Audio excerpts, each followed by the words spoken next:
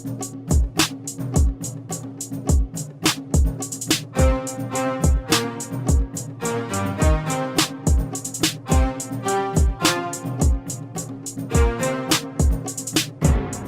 listening to Rookie Pirate Radio, the official anime and manga podcast for InBetweenDrafts.com.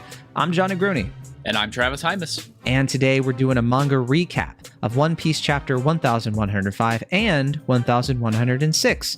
1105 titled The Height of Folly and 1106 titled On Your Side. And Travis, can I just tell you that for me, The Height of Folly is when I'm not being on your side. I mean, that I am generally correct, so that makes sense. As usual, we're going to be discussing spoilers for the One Piece manga up until these chapters. So if you have not yet read chapter 1105 and 1106, be sure to do so now for free on the Viz website or the Shonen Jump app. Linked in the show notes as always. And remember, all new One Piece chapters are available to read for free up to 3 weeks after their official release or whenever you want if you're subscribed to Shonen Jump, which we are and do recommend.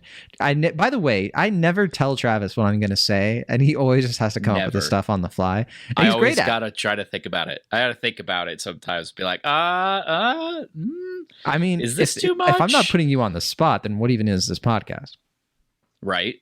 Now, Travis, time to get a little bit serious because, you know, it is unfortunate we have to do both of these chapters all in one, and we had all these scheduling problems.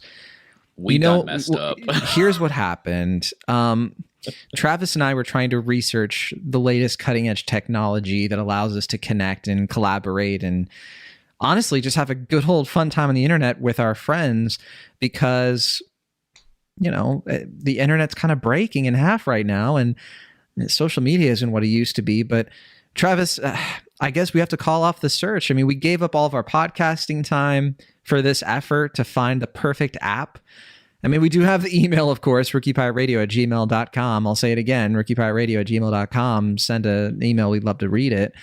But, you know, it's just not the same as chatting with the fans in real time, you know? But I guess we'll have to go out.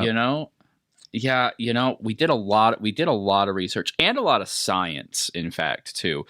We were really taking after Vegapunk. Yeah, we were really taking after Vegapunk and just putting all of our heart and soul into it. And I remember you were like literally dissecting a cat, and you're like, "I'm gonna be the next Vegapunk since he dies." Basically, in this chapter. Yeah, he's gonna die eventually because we've been doing this for a couple of weeks, of course. So somebody has to take his place, right? But anyway, it turns out I was telling my spouse about all of our experimentation, and they reminded me that Discord exists. So wait, but hold on. How would your spouse know that? It's not like they're the social media manager of InBetweenDrafts.com. Oh yeah, no, definitely not. Except that they are in. Reminded me that the Discord exists and it's already set up and you can join it. There's a link in the show notes and it takes you to the In Between Drafts Discord server where we talk about One Piece spoilers. Except you and I have not been in there talking about One Piece spoilers for the past 2 weeks. But other things as well, movies, music, games, and more, showing off people's art. There's a lot to do there, it turns out, and we didn't know about it somehow. This is very interesting, Travis, because the way you say that, it's almost like we've had this conversation, 100 times, but that can't be right. No, it feels fresh to me. I don't know what you're talking about. Here's what I'm kind of wondering, because we didn't really draw attention to our 1 year anniversary. It was January 11th when we put out our first episode of chapter 1071, The Hero Deploys. I'll never forget. And we kind of skipped over. It's almost like our memory is just getting in trouble here. But I have a solution, Travis Hymas. Oh. There's a new devil fruit that's about to be on the market. The brain fruit. Oh. Here we go. One of us gets a hold of that fruit, it's smooth sailing. You know what? If one of us gets a hold of that fruit and we build our own satellites, it's basically like making our own online social network. Just saying. Yeah, we'll make our own Discord. I mean, I'm up to the challenge. All right. Well, that's enough goofing, gallivanting, and jumping around. We have 2 chapters, so we're not going to do main beats. We're just going to do main summaries. I think that the short summaries, these are in the One Piece fandoms, we're going to be ripping because we just want to talk about the chapters. It would take too long. So if y'all are cool with that, then let's just, you read the chapters. I mean, Travis, is there anybody who listens to this, you think, who doesn't read the chapters beforehand? I can't even imagine. I hope not. Allie, please stop listening. I'm sure she'll hear that someday. All right, well, here's our short summary. So 1105, like I said, this one is called, actually, I lost my place. The Height of Folly. That's right. The Height of Folly. And the cover page is yet another reader request. It's Carrot cooking a stew. I don't know. It's a little bit of like Oda being like, hey, so remember when you thought Carrot was going to join the crew and now it's Bonney? And then he's saying specifically, like, yes, it is going to be Bonney, John. Like he says in those letters that I get sent, he sends them to me mentally. But come on, Travis. After these chapters, we'll get to it. We'll get to it. As the Marines prepare the Buster Call, Vegapunk attempts to give himself to no avail, as Saturn does not believe the world needs progress. Or I think the summary is trying to say Vegapunk attempts to sacrifice himself. And Sanji sends the rest of the group to Labo Phase while he will retrieve Vegapunk as he contacts Nami to warn the others about the Buster Call. Nami reports the situation from their end, including that Lilith and Brooke have moved the Thousand Sunnies. So we get like kind of a check-in because we didn't really get any check-ins with a lot of the other Straw Hats for a while, but we found out, yes, things were happening behind the scenes during the flashback and all the Saturn stuff. As the Marines begin their bombardment, Kizaru destroys the vacuum rocket that Frankie's group was on, and as Saturn orders the pacifistas to kill Kuma and Bonney, Luffy is discovered to be using the food machine to replenish himself. Meanwhile, the Marine ship sent to kill the researchers that escaped Egghead is damaged, and the surviving Marines on board want to warn Kizaru that they failed in their mission and that an unknown party is heading to Egghead. So when this chapter ended, and Travis and I originally were going to talk about this chapter, we had a scheduled time, but you can go to our Discord to get the fun behind-the-scenes drama around that. It involves people fighting to the death on a roof. But after this, all the speculation going into 1106 was, all right, who's the unknown party? Like, who saved the ship?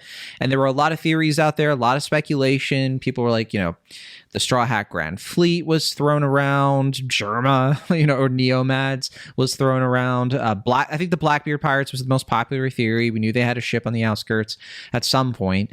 There were a lot. A lot of people were saying maybe it was Shanks' crew. I was on team the Shanks circle. I didn't call it that it would be who we would find out, but we'll get to that in a second. But Travis, before we go to 1106, did you have like a main culprit? Like, did you have a main theory? So what I was working off of was there's only a small number of people. I was less leaning towards Shanks only because he seems to not yet want to encounter Luffy yet. Right. So that was kind of where I was leaning. But, with the time that has passed at this point, I was leaning really heavily towards not necessarily the full Straw Hat fleet. I was just, going to make the case for some of them because they do operate independently, right? So it is completely feasible for one or two of them to head in this direction because we're not that far away from the events of Wano. People are like, well, not a lot of time has passed. Well, I'm working off of, not a lot of time has passed since Wano, and Luffy literally died during Wano. Like at one point, he was more or less dead. So that Beaver card, he's our little sun god Jesus. Yeah, exactly. So that Beaver card lights up. That would be, I've mentioned that before. It kind of is that smoking gun that whenever they re-enter the story, it's probably going to involve that. That just makes the most sense. Then you also have the newspaper reports and everything on top of that. It is completely feasible for one of them to have been, or two of them, or however many, maybe not all of them. I think at this point, I'm team the Grand Fleet shows up at Elbaf at this point. Yeah, we'll talk about that, I'm sure. Yeah. That's it. I mean, we got it. We have to soon, right? Like that. Because you got to have, the new giant pirates. Yeah. Yeah, it's the pieces are all coming together. Bartolomeo got mentioned back when we cut over to Shanks. But anyway, that's where I was leaning personally. I was not thinking for any moment what we got. Yeah, I mean, that was definitely like a big, like, what the heck kind of chapter or kind of, tease for us. But okay, so let's go into 1106, and we'll talk about all these together, of course. So this one has a reader request of Robin giving a crocodile a cute outfit. It's fun. It's a nice little play on Lacoste, little play on Crocodile being her boss. I'm kind of looking forward a little bit, Travis, to the day when Robin and Crocodile kind of come into contact again. That might be interesting, but that'll be a talk for another time, I guess. There's a lot of reunions that seem to be on the table here. Yes, that's right. Buggy the Clown and Foxy. You didn't know, of course, that Buggy and Foxy used to be in a relationship, and it didn't end well. But all right, here's our short summary. It never ends well. So as Luffy springs back into action with Gear 5 when the pacifistas attempt to kill Bonney and Kuma, after Atlas tells Bonney she orders the pacifistas to help them escape, as Vegapunk secretly programmed their authority chip to follow her orders if she were in danger above that of the Five Elders. So we knew from a while ago that the Five Elders were at the very top in terms of how they could command the Seraphim and the pacifistas. So the idea here is that Vegapunk secretly kind of put in this other authority chip thing, which it is kind of interesting. The few chapters ago, we'll get into it, but the five, didn't Saturn say this is I'm such a great scientist, I'll figure it out if you try to sneak one past me. But we'll talk about that. Kizaru then tries to kill Kuma and Bonney, but is stopped by Luffy. Big moment. And then Vegapunk reveals to Bonney that he is the sun god Nika. Meanwhile, the new force is revealed. The force that went to save the evacuees that we were just talking about is revealed to be the giant warrior pirates, as Dory and Brogy have come to save the Straw Hats. And of course, we just saw Dory and Brogy very recently on Elbaf, as we were just alluding, helping out Shanks by taking out a lot of Kid's crew. Wow. Travis, here we are. One thing this kind of leaves out is that Saturn stabs Vegapunk. Yeah. That's kind of a big omission. That's why we do our main beats usually for ourselves. But Vegapunk looks like he might be biting it.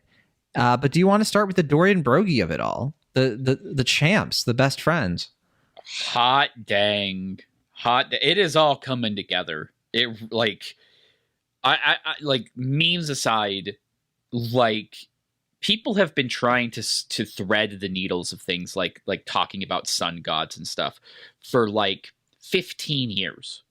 Ever since Skypiea briefly mentioned that there would be that someone was worshiping a sun god, and then there would be little hints there, little hints over here. There was the Big Mom flashback on Elbaf where they mentioned a solstice and the sun god there. People have been sewing these little threads together for Oda bit by bit, and now he's doing it, and that feels nuts, because it's stuff that you almost would never have expected to become so critical to the main plot, but here it is. It's all converging, and it's with characters we haven't seen for those 15 plus years, if not longer. This what is it reminds bonkers. Me of? It kind of reminds me, it's like a better version of Avengers Endgame. The way that the Marvel movies kind of started to just finally bring it all home. That was pretty cool, but this is just on another level. It's that same feeling, but it's even wilder because these are characters that this continuity, this canon has been going on way longer. I think a decade more than the MCU did, right? So seeing Dory and Brogy just in action, and seeing that we might actually have an Usopp reunion with them a little earlier than we thought. I mean, I don't know. I'm kind of at this point starting to wonder, is this too much? The pieces are coming together, not just with the giant pirates, but we still also have the Iron Giant as well. And so you have this big narrative thing coming in with the giants and and the Buccaneer stuff that just got mentioned, the Sun God stuff. I mean, we're just kind of setting up for some kind of massive, I think, moment, but I don't even know what that moment really is going to be. How is it really going to take shape? I don't know. Yeah, what a shift. That's the other real bummer. That's why I say we done goofed by having to double up on chapters here, because first chapter, complete all is lost moment. It really does feel like everything is just toast. There's that bleak panel of Vegapunk just on his knees watching Egghead being bombarded, and it's It is a downer of downers. Everything really does feel like this is kind of the moment, make or break, where we're going to see the tonal shift for the arc. And for me anyway, it really felt like this is it. This is the shoe dropping that I've expected for a while, that, you know, things are not going to go well. And instead, complete opposite direction. We are now looking at potentially the hypest climax in a long time. Like, this is... Vegapunk says it himself. What's the point of the Buster Call at this point? Like, they're going to beat a Buster Call, not escape a Buster Call, beat one. All of a sudden, the Egghead incident sounds significantly less threatening for our heroes than it did a week ago, literally. Yeah, let's talk about some stuff from last week. I mean, we have the moment where Kizaru is just like fully just doubling down on you see like the shame on his face. Like every chapter, it's just like bringing it home over and over again that he is just like a sad, pathetic, horrible person. The way that Vegapunk, like these panels are so well done. The way that Vegapunk like looks down and it's just like it's for the sake of humanity, and it just doesn't reach him. And there's just something so deeply dark about that. And then of course, as we get into the next chapter, he's just gonna straight up murder Bonney and Kuma. Like he's so far gone at this point, and I'm a little sad that he didn't end up being like a secret traitor agent or something like that. But I mean, Travis, you warned me. You were like, "Not John ACAB." I mean, you try to reason with me best you could. I mean, I still think the potential for like a smokerism in terms of like he still kind of seems like he's bad at his job right now, which is so weird. Like, again, it's probably just his emotional involvement here, but you could easily chalk this up to like malicious compliance, if you know what I mean. Like, he's doing all of this, and wouldn't you know, every other witness is now off the island. How convenient is that? So, yeah. So you know, what I'm not Kizaru could do again, next is just lose. All he has to do is lose. He just has to make it look good, right? Or he could pull Darth Vader and, you know, murder the Emperor and actually, finish the job. But I don't know that like 100% heel turn is in the cards. I don't think it, because it's almost too clean. You know, it's one of those things where at this point, especially with just how much has been lobbed to him accusation wise from his own friends, I don't think it's satisfying to just give him the heel turn. I think, you know, somewhere in the middle, somewhere in that gray zone that all of our favorite Marines not named Kobe sit in, kind of is where he's probably going to end up. So I don't want to just like cut him completely off. But nonetheless, rematch. Let's go. Yeah, and I mean, what a satisfying punch that Luffy gives him in the next one. I also wanted to call out, I just love that we get to see Frankie and Sanji like having agency, getting to do stuff, calling some shots, because Luffy, like, it's just so great to see how quickly they get into action, and like they trust Luffy so much. They know that he's going to be okay, that they can just like get the job done. I love that Sanji, like, I think I don't know if we fully talked about this. Like, he never got super pervy, right, with Bonney, which, like, thank goodness, because she was a child. And so some people kind of wrote that as like, Oda knew that. Yeah, that should have been the real tip off to everybody, like, theorizing, like, hey, how is Sanji acting? Because Sanji would know in his soul whether or not that was a crime. You know what I mean? Well, you know what I think it was? He's the kind of guy who would know. I think it's observant hockey, observation hockey. I think he's just able to tell that she's using a devil fruit and that this is really a child.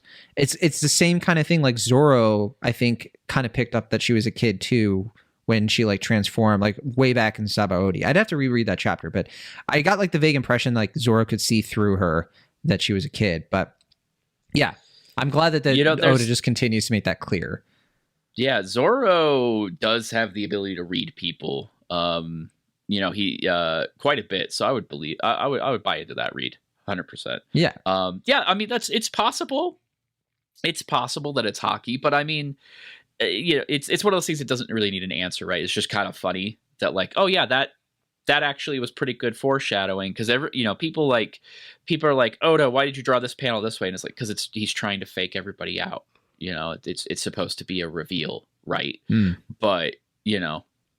That being said, you don't want the context of that coming out and then having to look at Sanji being weird. And it's like, yeah, Yeah, this was careful planning on his part. Safe bet. But yeah, I do like seeing like Sanji and Frankie pairing up. That's been a great combo so far. Yeah, it's they not one we've complement each gotten other before. Yeah, it's kind of fun. We have the good old weakling trio.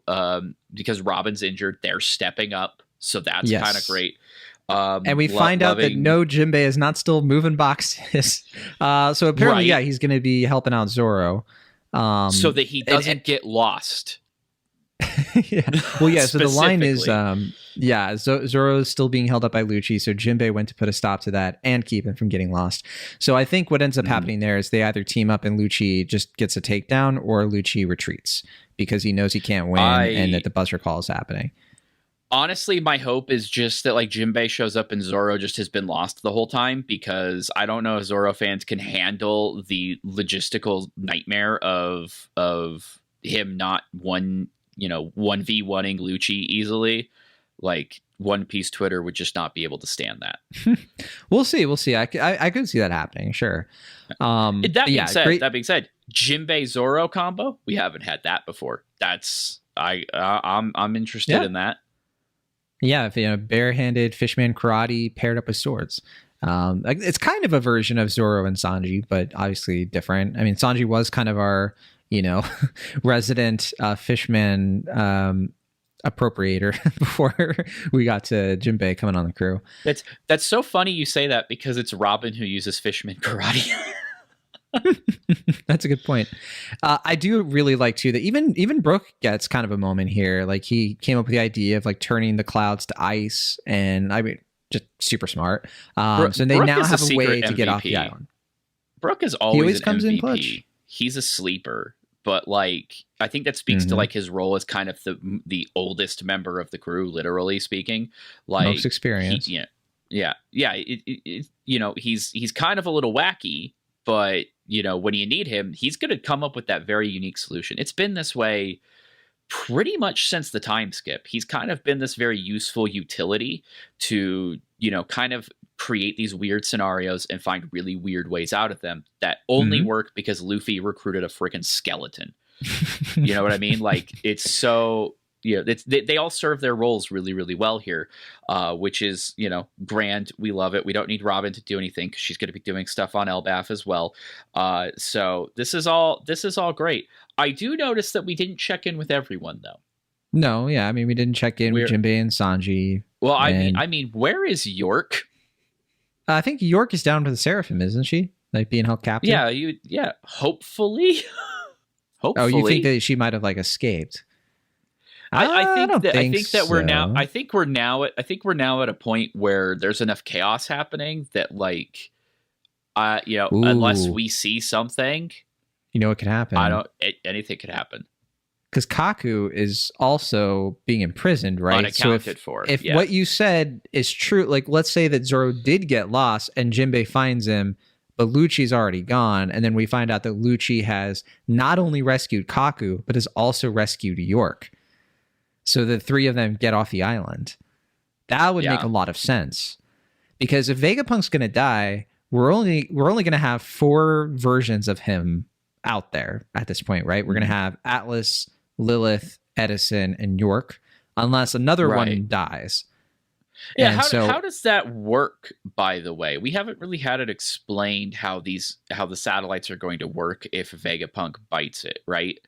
My thinking is that they're like copies or clones. Like they're not, I don't think they need him to be alive. I think they were his contingency plan for getting older too. Like not just getting more stuff done, but having a legacy. How do you think that works with like Punk Records and his Devil Fruit? I think that Punk Records will probably be destroyed unless that theory of it like floating away that people were speculating happens, which I think this chapter kind of puts that to rest because we do have the escape plan kind of charted out, but anything could happen, sure. But they won't be able to sync up anymore. They won't be able to like share their thoughts with each other and do all that stuff. But they still have the inherited will of Vegapunk pretty literally here, right? Like they know what he wanted to do. They have his research and they're going to want to like do something to make up for his loss. If he ends up, I mean, it looks like he's going to die. So I see that happening. Just like how the world government cannot let the Stella Vegapunk get off this island, Mhm. we cannot allow York to get off this island. is more or less how that logic ends up, right? Because they're just going to take her straight to Emu. They're going to take her straight to Emu, Mhm. and then they have access to their weapon.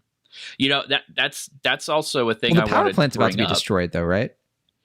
Right, but they could just build another one of those. They don't care. I guess If yeah. York, if York is artificial, there's not even necessarily a case that she ages, right? That may literally be all they still need. Like, isn't she the dumbest speaking. one though, or is she just kind of like performatively dumb? They only, probably performatively dumb, but like more specifically, she has just the one piece of knowledge that they need.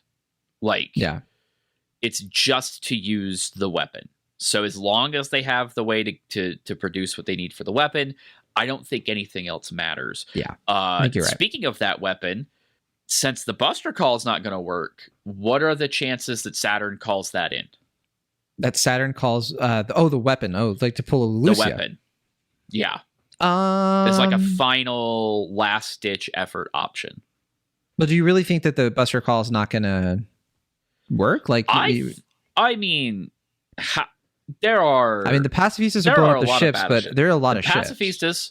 Well, there are a lot of ships, but there's also a Dory and a Brogy, and who knows how many giants on that ship? Like, right? Do you really? This will be a partial Buster. Oh, I see. So even if it's a partial, because I was kind of being like, oh, there's still going to be something. It's already starting to happen. Yeah, the damage is already done. But I'm thinking that, like, you know, but it takes too long. The weapon takes days, doesn't it? Didn't they say that like it has to be planned in advance? It would only work. I think if Saturn was like, well, we called it in as a contingency plan to blow this place up. But I don't know. They never mentioned that, so it seems a little bit far-fetched to me. It's a tricky thing. I think York gets out because otherwise the weapon is no longer a factor, and there's no way that Oda just introduced that to wave it away. So I think it comes back into play at least at some point. Maybe getting York and being able to more consistently use the weapon is the new threat because Buster Calls no longer work. Mm-hmm. Or at least, or I guess I should say potentially no longer. I don't know. There's still the Seraphim. They could get brought up. By the way, this whole time, Bonney could command the Seraphim. Right? At least one Seraphim, right? Oh, just the Kuma one, huh? It wouldn't work with the others. Because Vegapunk does specify. That they have to look like him. So I would assume S Bear counts, but the others would not. The funny thing about this is that this is a really late game move. Like narratively it makes a lot of sense and it's really rewarding in that way because it's kind of this big payoff. But man, this would have been really easy to know. Like, would have been really great to know way sooner. So much sooner. Yeah, in the anime now we get the scene where she like cries in front of the police Kuma, and she didn't know that she could like command him. And it's if she had told the police Kuma to stop and not Luffy to stop, this whole arc plays out differently, which is fun. I guess so. That's a fun bit on Oda's part, but you know, it's one of those things that people are going to nitpick forever. It's like, this doesn't make total sense. Why didn't literally any of the Vegapunks tell them? Why didn't Atlas tell the world government? And I'm like, well, there's a ton of reasons how you could get to that logic. Like, that's not the point here. Here's my nitpick, Yeah, here we go. Okay. How did he sneak this past Saturn? Like, they've specified that Saturn would have known if like the thing with the free will and the self-destruct bomb, like all that stuff, it's been established. Vegapunk couldn't get away with it. So why did he get away with this? Like, what is it about what he did to Bonney, or what he did to give Bonney that authority chip? This seems way more important than those other things. This seems like the thing that would have the most scrutiny because it has such huge implications. So I don't really get it. This would be the thing where again I point to like narrative satisfaction, which is, what was the last chapter called? The Height of Hubris. So you have Saturn literally saying those lines, ordering the pacifista to shoot Bonney, relishing again in the cruelty of that and the irony of that, and that's what undoes him. Like, that's kind of what's been coming this whole time. Everybody's kind of been expecting something. We were talking about the self-destruct that he ordered kind of backfiring and blowing Saturn up. That's kind of what happened here. He completely underestimated this surprise workaround. There is literally no reason he would have thought for a second that Vegapunk would design something like this. And that's why it got past him. Because he told Vegapunk, you got to put the self-destruct in because I'm going to look for it. You have to do this because I'm going to check for it. X, Y, and Z. There is literally nowhere where he says, don't put somebody higher on the authority chip than us. It doesn't happen because it never even occurs to him to do that. So he slides it in. But Vegapunk does that.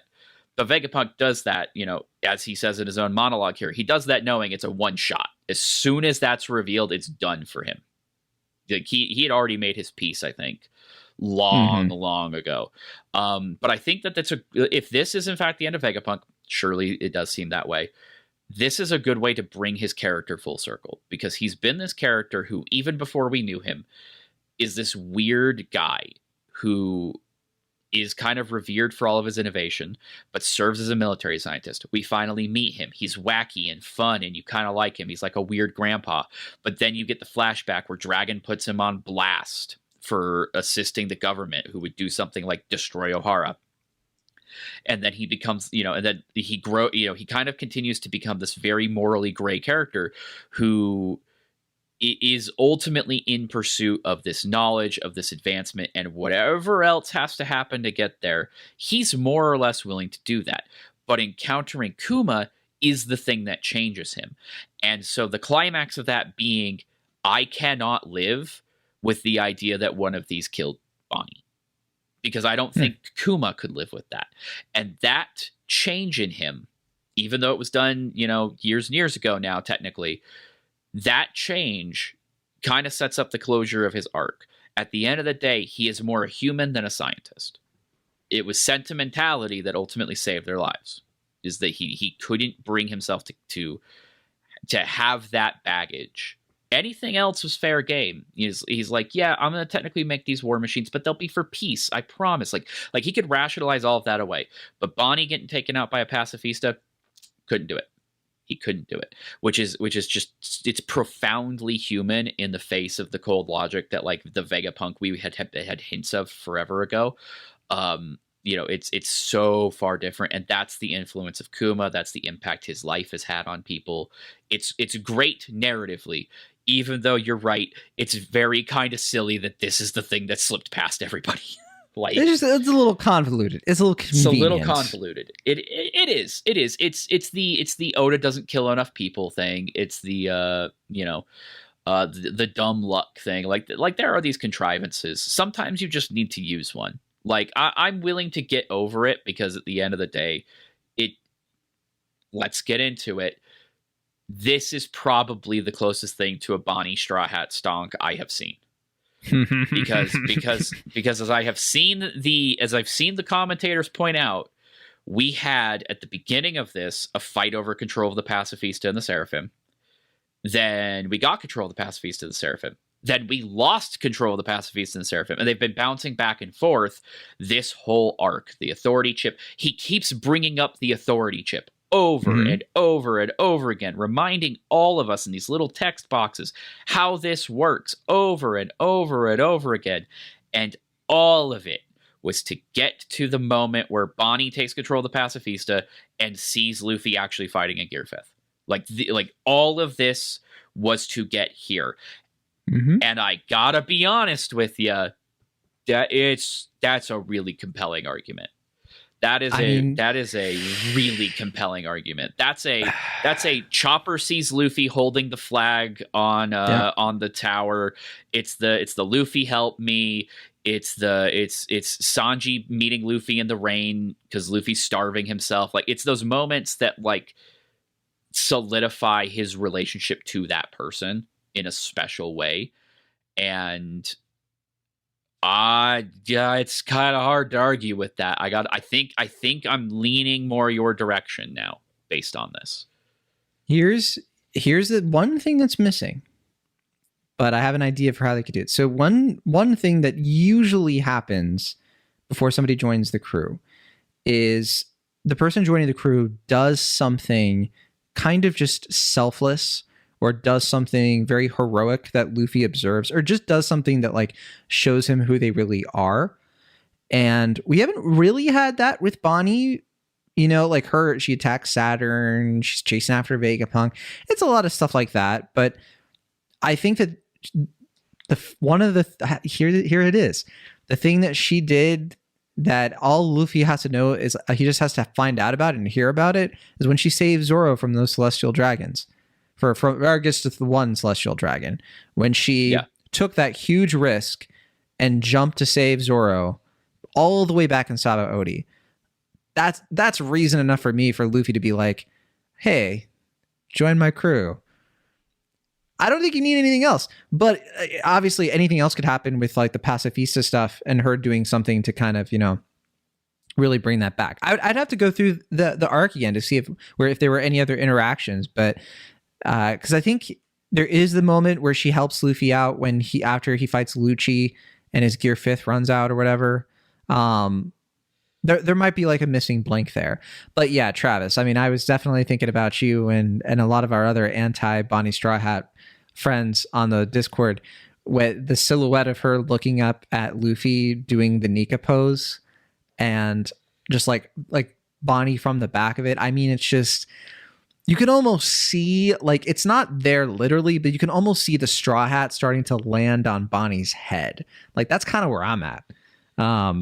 But you think it really is? It's a stronger argument. It is, especially since it's so clear how much of this arc it was doing work to get here specifically. What else do you do with this character? You can't just she can't just go away.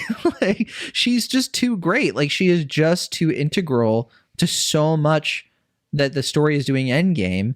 And I think if you try to treat her give her like a Law slot, like that's no. Law's room is taken. Jinbei took that room. I mean, we got another space. Like, let her into Chopper's office. I don't know, but yeah, I think she's our cabin apprentice person. The Iron Giant too is slowly but surely creaking and doing their thing. Do you think the giant is what do you think is going on there? Because clearly, like, it woke up before. We could also, by the way, say that it probably woke up the first time when Luffy went Gear 5th on the island, because we kind of talked about that, like, hey, he's already done Gear 5th. Why didn't we see the giant wake up then? This is kind of showing us that, like, he's waking up, but something else needs to happen for him to get into motion. What do you think about that? I think that's probably accurate, because it's clear that it's reacting to the Nika heartbeat, but contrary to people's belief, I don't think the Nika heartbeat is itself an energy source. I don't think that alone is the fuel. I have seen a theory that, similar to Kuma, because we keep seeing Kuma juxtaposed with the Iron Giant, even on these pages, you have the giant reacting to Luffy to the sound of his heartbeat, and then you have Kuma also seemingly reacting, though it's a little bit ambiguous. And we have that little line from Vegapunk about the traits of the Buccaneers.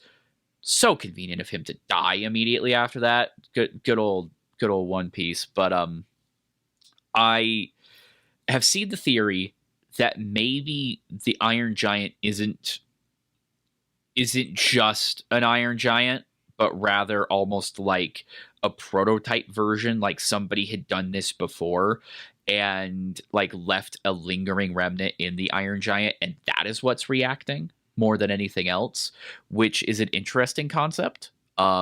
Since a lot of the technology Vegapunk is using has been ripped from this. I'm kind of interested in the idea that even the pacifista pull from this a little bit. That would be fun. And like the big reveal of the Buccaneers is that they're able to actually transplant their will into something. That would be interesting. But yeah, like if the idea is that all of the pacifistas moving forward are going to be like servant knights of the sun god Nika, and that's where this is headed. I mean, that would be pretty, to what you're saying, that if the Iron Giant was like a denizen of some kind of god, because that was going to lean into my thing. We know, like a soldier, right? A soldier, a holy knight of a different era, right? but we know that the Iron Giant came alive before, in between like the current day and the Void Century. So it had to have something kind of had to awaken it after the time of Joy Boy. But what could that be? Because I don't think there's room there to say that somebody was in between Joy Boy and Luffy, unless that gets revealed at some point, right? So no, what if I would say probably not. What if it's another god? Oh. Because what if it was another god, and that god is what spurred it to attack Mary Joa? And so, like, instead of the sun god, it could be the moon god, or the, I don't know, Jehovah, Enel, Kami from Dragon Ball Z. Yeah, 200 years ago is when it attacked Mary Joa. That's Dende. Yeah. Well, the only characters we know back from 200 years ago are what, Noland? The Skypiea stuff was happening around that time. Ooh, Travis. Skypiea, wasn't that like 200 years ago? The like Noland and all that wild stuff, or was that like less than 200 years ago? It was like 150. Let me double check, but you know what is notable about that period of time? That's more time back than the age of Dory and Brogy. So if there are older giants on Elbaf who might be able to lend some context to things, sure, that could be something. When was I like that thinking. I do. When was Noland alive? 400 years ago. So we're actually so that's wild then, because then it's not even something like Skypiea that could have been a factor. There's something else going on. Yeah. Well, what if there's all kinds of things. We still have lingering mysteries. We have the man marked by flames. Like, we have other contenders for, like, Blackbeard, being linked to some kind of dark dusk god to be the counterpoint to Luffy. So if the Iron Giant was used by some kind of, more nefarious version of Nika, so not Nika himself, that would be great to, like, set up for endgame stuff. So just putting it out there. Yeah.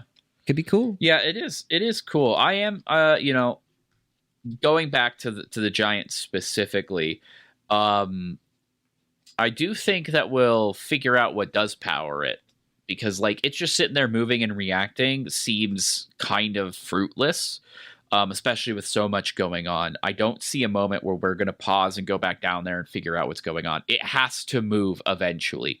So whatever that power source is probably the key to this mystery. You think so? I think so. Which, is it the same power source as the weapon? Does it have to be made somehow? Like again, we've dealt with like the esoteric stuff, but I don't think Luffy just existing is a power source. Otherwise, this thing would still not be sitting here. So I don't know. We lost our best clue man because he kept just saying things. Well, speaking of that, here's a comment from Miguel1786. If Vegapunk dies, Luffy will get the blame for his death and the destruction of Egghead. They won't inform anyone about the satellites, so it's possible that one of them may join Luffy. I think yes to those first two things for sure, but also I think like with the satellites, yeah, we don't know what their fate would be at this point. Assuming that Atlas, Edison, and Lilith survive, so we have like a 3-satellite good side team or whatever, and that's funny for Lilith. She's supposed to be evil. And Atlas, who's supposed to be Wrath. But yeah, do they sort of just go off and do their own thing? Is Frankie become their new Stella or something like that? Like, what do they do after this? Like, I do find it interesting. I think it was Techie 101 who was saying that it's like a slasher movie at this point when it comes to the Vegapunk characters. Like, they just keep getting picked off one by one.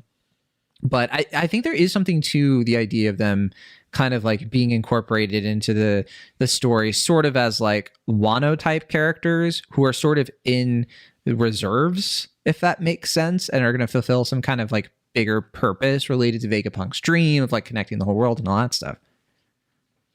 Yeah, it's one of those things where like we could totally have a situation where they have to re-enter the story later, like a Momonosuke or a Vivi, something like that. But I also don't know, like most of the relationships have been built between basically Lilith and a couple of Straw Hats and then Vegapunk proper, right? So if he's off the table, I don't know about like joining the crew. That seems like a bit much.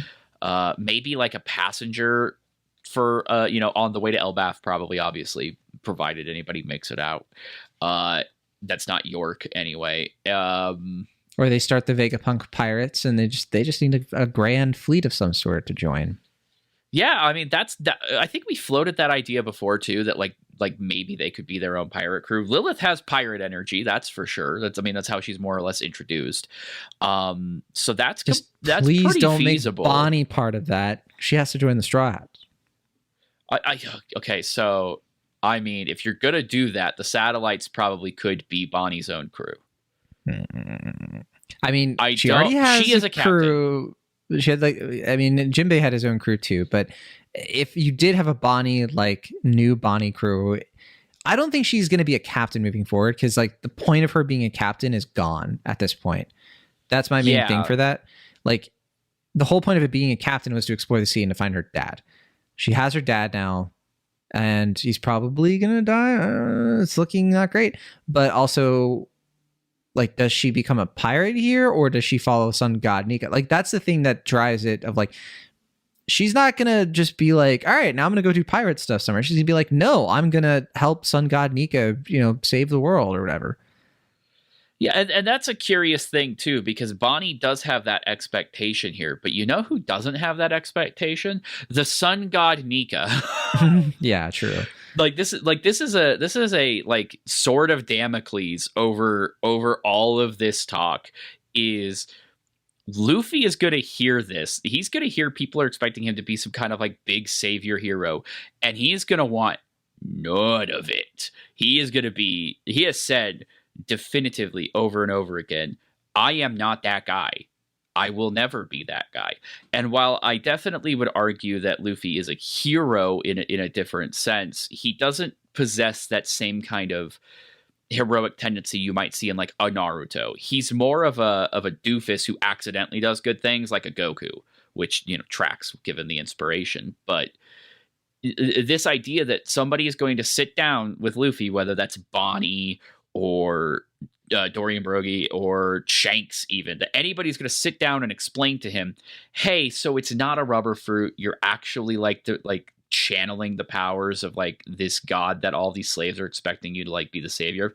Like, Luffy is going to be like, that's cool. I'm going to go have lunch now. That was great. Cool. Like he's definitely changed and grown and matured, but at the end of the day, he himself is so resistant to this particular savior complex, which I think is good and important, because it prevents us from falling into the chosen one nonsense that could have really messed this story up after that reveal. But it is a square that we're eventually going to need to circle, is like, how do we get Luffy interested in actually turning the world upside down? Or is this really just going to be a thing where he stupidly gets his way to like stumbles his way into worldwide revolution? And just everybody else takes care of it following his lead? I think that's actually possible. Which that again is kind would be of falling like, in line too with world history. Yeah, yeah, right. He's just kind of stumbling his way into becoming this big like historical figure. And outside of just seeing his bounty number skyrocket, he literally could not care. Yeah. He just wants to have a good time. And he wants a high bounty, have an adventure. I mean, yeah, he wants a high bounty because that's cool. He doesn't want a high bounty because it means he's an important person. He doesn't think he's an important person. Yeah. Like that's the wild thing. Like, he's the captain of this crew until they get on the ship, and then Nami can just beat him up and put him in a cage. And he'll sit there and apologize until she lets him out. Like, well, yeah, I think that's where the story is headed. Is like, what is a king? And like, what does it mean to be like a ruler? Like, so much of the story has been about that. There've been kings here all over the place, and everybody wants to be king of the pirates for a reason that is kind of to what you're saying. Because I want to be important. I want to be the best. Yeah. But Luffy's the anti-Ash just wants to be the most free. Yeah, he wants to be the most free. That's what being the king of the pirates means to him. Which technically, from a certain perspective, he's achieved now. He is, the sky is the limit in a lot of ways. Like, right now, like, a lot of people had an issue with the tone of like bringing Luffy back, laughing, having, being Joy Boy basically, when like Vegapunk's bleeding out, when there's cannonballs firing everywhere. But like, that's the point. that's the point. Like, this is not a moment of everything is lost. We had that last chapter. Luffy's back in the game. The hope is back. Like, we're on the upswing now. You're supposed to feel excited and enthused. Like, this is a moment. Like yeah, Vegapunk knows that he's basically done for, but he gets to see this kid, and he's basically like, none of this matters. I get to say full tummy, full power whenever I want. Full tummy, full tummy, full power, right? Whenever I want. Isn't that great? So Lion_Blade had a comment here, said, Frankie could save Vegapunk by, quote, fixing his body, even if it turns out that Vegapunk is not dying. The damage that he got may be too much for someone of his age, so Frankie could somehow help Vegapunk, turn him into a cyborg. I kind of like the idea of, if Vegapunk's brain is still preserved somewhere, maybe his physical body dies, but he has a way of still existing, in the ether. And like the satellites can still contact him, or, even if he was just like a hologram, or just like kind of something to still keep the character in the business, because there has been some setup for that sort of thing, quite a bit, because he's experimented on, he's invented things that get into that concept of like uploading your thoughts and everything. So I could definitely see that. Although the brain fruit, I think, would still have to go to something new. Yeah, I like that. I like that idea, actually. That's a cool idea. I think some people would roll their eyes, just again, because they don't like that Oda doesn't kill his characters. Sure. But I do. I kind of like that idea. The only thing that I would have an issue with is I still really want Frankie to get something out of this experience, preferably besides trauma and a kick to the head. Like, meeting Vegapunk, the person who he's basically been following the designs of, that like has served as this ultimate inspiration for the Thousand Sunny, for his own body. In a lot of ways, Vegapunk's research allowed Frankie to take himself past the person he was on Water 7 from a engineering standpoint and just like a purpose standpoint. So to just have this all happen and Frankie's just here and then we move on, it really does feel like a bit of a waste. There's always the chance that we do a flashback to like the time before the next, the morning that this is all happening, and him and Vegapunk had a great conversation. But like, people want Frankie to get like a weapon upgrade or something. I would just love him to inherit some sort of part of Vegapunk's will consciously. Like he's taken it on himself, but I would love for Vegapunk to even just like acknowledge him. It just the marvel of this man who basically did what Vegapunk did to Kuma, but on his own body, real time. Like, I think that's something that there hasn't been a moment to appreciate, and we're very close to not getting that at all. Yeah. I think that's totally right. And shoot, Lilith gave Brooke more credit than Frankie has gotten from anybody in a while. Black Knight Halberd 42 said, Saturn's wordless rage at realizing Vegapunk got one over on him is so good. He's been talking that good shit about everyone else being insects and being able to see through any way Vegapunk tries to subvert him. But this is such a huge blunder. He can't even do his usual cold sadism. He just instantly lashes out without saying anything. Kizaru is just a coward. I do think he helped Luffy, but only because he didn't have the nerve to directly defy Saturn. So just pass the buck to Luffy. If Luffy stops him and saves Bonney and Kuma, hooray. If he fails, did what I could. Was just following orders. He's pathetic. Great contrast with Vegapunk. Bonney and Kuma seeing Nika was a long time coming. Bonnie's hope and imagination being rejuvenated should be awesome, especially since Saturn chose this power for his experiment explicitly because he could see it get weaker as the user's will broke. And last, Dorian Brogy taking absolutely everyone off guard. LMAO. To know how we all missed this, Elbaf is right there. So good to see them again. It's so good. We got the confirmation that they were on Elbaf earlier. Shanks was there informing them. They're close. It's very well set up. Yes. So good. In terms of the Kizaru thing, so this is the idea that like maybe Kizaru did help Luffy, but was kind of like, I don't know if I buy that. He doesn't have the nerve to directly defy Saturn. Okay. But like he helped Luffy so that Luffy could do something for him. That sounds interesting to me. That kind of strikes me as plausible. But yeah, we thought Luffy might have been captured or something. It turns out he was just over by the food machine. How could he have gotten to the food machine so quickly? Gee, I wonder. I wonder who could have done that. I wonder if there was like a precedent of various Marines gritting their teeth and letting Monkey D. Luffy do his thing because there's nothing they can do because they're powerless, useless cops. I wonder if we have a precedent for that at all over the course of this series. As if like almost every single admiral who has encountered this kid, with the exception of one, has like come away with, okay, you're not actually that bad.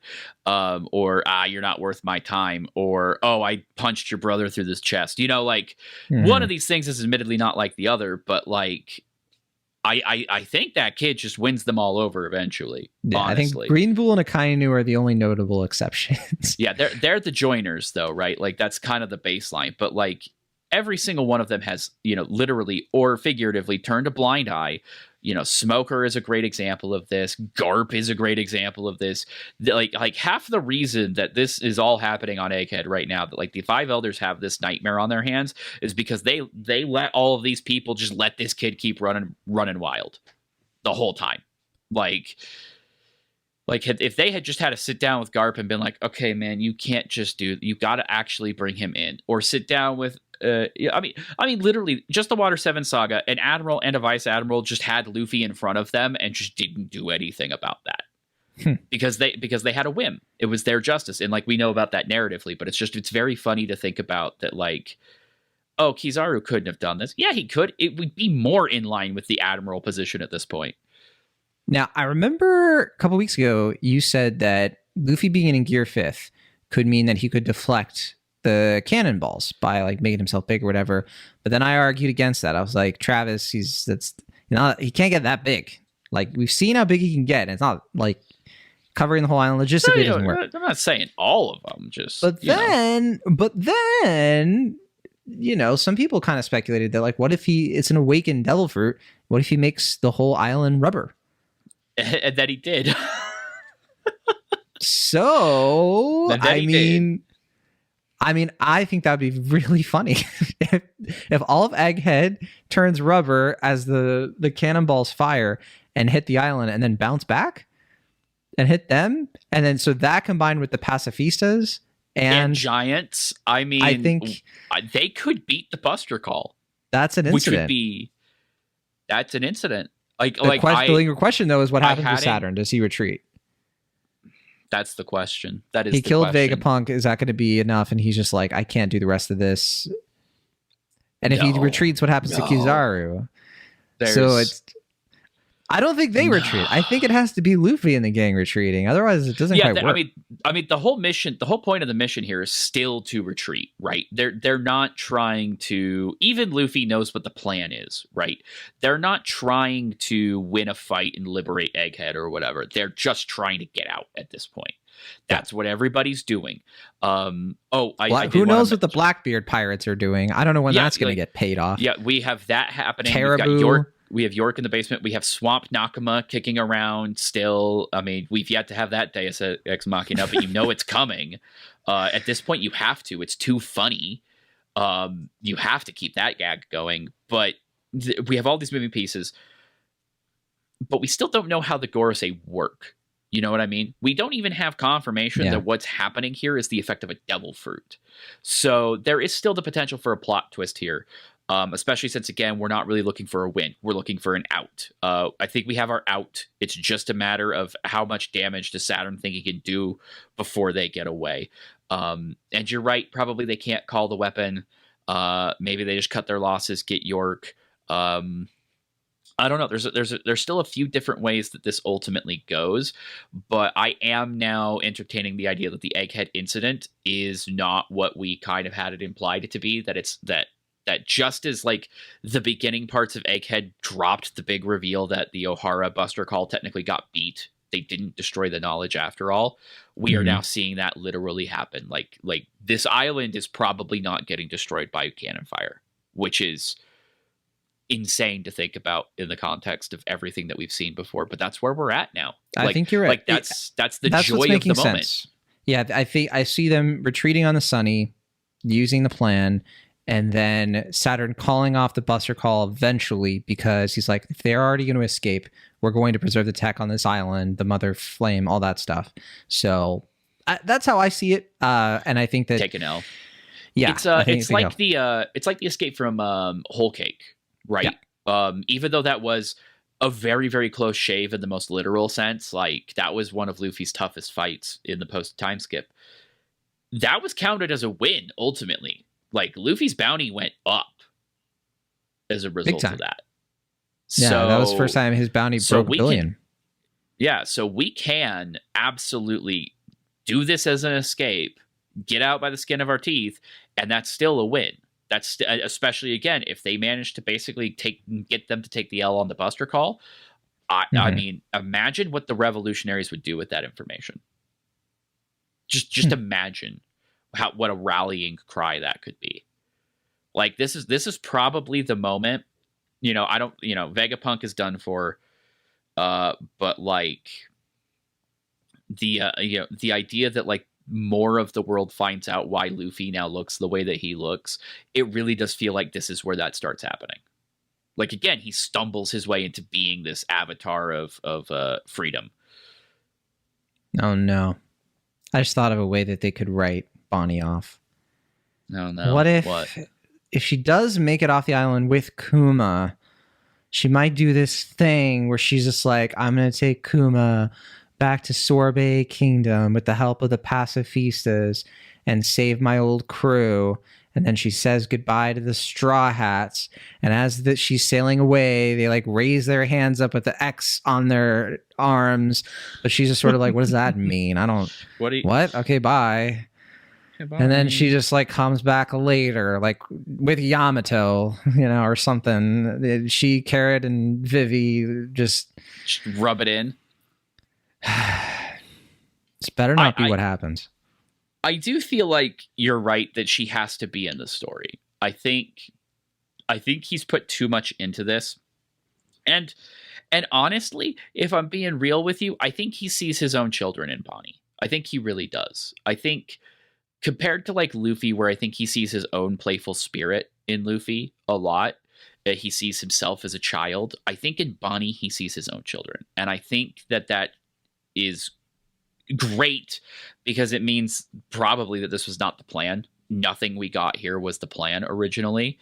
He's probably going to say something in a few years where he's like, oh yeah, my kid put like lipstick on their face and that's why I did Bonney's like design like that. Yeah. Or even just, I mean, he didn't even have kids when he originally designed Bonney, but like he's had kids since, and like you can tell that like there's this sense of longing to be with his family when he's making this series, which is sad. Just take a break, man. It's okay. We'll be here. You're the one we're worried about. But like, more so than that, I think that really does help at least to make the argument that she is a relevant character going forward as well. I don't think this is a we're done after this situation. Man, the man's going to be 50 this year. 50 years old. Yeah. With the health of a 70-year-old. Working himself hard. Take a break, Oda. I hope that those vacations he took for his surgery and for like the live action and stuff were worth it. I really do. Oh wait, he's going to be 50 next year. Okay. Yeah, because I think he was born in 75, not 74. But still, he's considering his prolific career, the man is still very young, and I think that I would hope for him that he just retires after One Piece is done and just rests on his laurels. He can executive produce One Piece related things. But if I know Oda, I feel like he would probably just like make more stuff and just not stop at some capacity. I mean, he's made everything he could eat. Like he's made every kind of genre of manga you can think of at this point. He's found a way to do it all. I think he would still find something, though. I think he would still be like, all right, I'm going to do just a 10-issue thing about like Ghost Vikings. And then 20 years later, you and I are like stumbling over to the microphones like, well, Travis, I think this Viking ghost here might just be the key to the... what about Discord? I love the idea that like you're like 20 years from now, we sound like we're 70, even though we're like 50. That's I mean, considering how much we've aged since 2020. That's a premonition. Yeah. Oh boy, Rookie howdy. Pirate, what? Rookie Pirate, what? What? We got what? I think that's a good note to end it on. We do have a break next week, but we don't know what we're going to be talking about next week. Solo leveling? I don't know. I've read the light. Oh, I haven't read. I have all of the light novels. I have some suggestions, so we'll see. I was thinking about, because I held off on reading the last light novel for Solo Leveling, which is volume 8, mainly because I was kind of like, oh, I kind of want to watch the anime first. But now I'm just like, I'm liking the anime a lot, so I'm like, maybe I'll just finish this thing out. I want to know how it ends. But great volume series. I never did watch the webcomic or stuff, but I heard that was really cool too. The anime's been clutch. What other anime though? I mean, there's other stuff. Metallic Rouge. We have not discussed monsters at all. No, despite it being One Piece adjacent, we didn't bring it up. I haven't watched it. Is it out already? Yeah, it's out. I haven't watched it yet. I guess I'll have to add that to the list. Yeah, we never did something for Spy Family season 2. I don't think we needed to. I'm just kind of going through. We still owe our Jujutsu Kaisen therapy session to everybody. That's what I'm forgetting. Yeah. Season 2. Yeah. I don't know. Are we past the expiration point? For Jujutsu Kaisen, no. The SEO is golden on Jujutsu Kaisen. But, I do have a lot of thoughts. I have so many thoughts on that. How many of them are curse words at me? Honestly, they're not curse words at you. They're curse words towards shonen in general. To Gege Akutami specifically. But okay, if you want to join that discussion though, and let us know what's on your wish list for us to discuss, not just this coming week, but just future releases too, we can of course make that a priority. And 1107 I think is going to be the week after next. I think we're going to be getting, I'm getting my Raws Monday, but I don't know for sure. But anyway, we will be back, and until then, Bonnie's joining the Straw Hats. It's happening. Confirmed. I knew you were going to do it. I knew you were going to do it.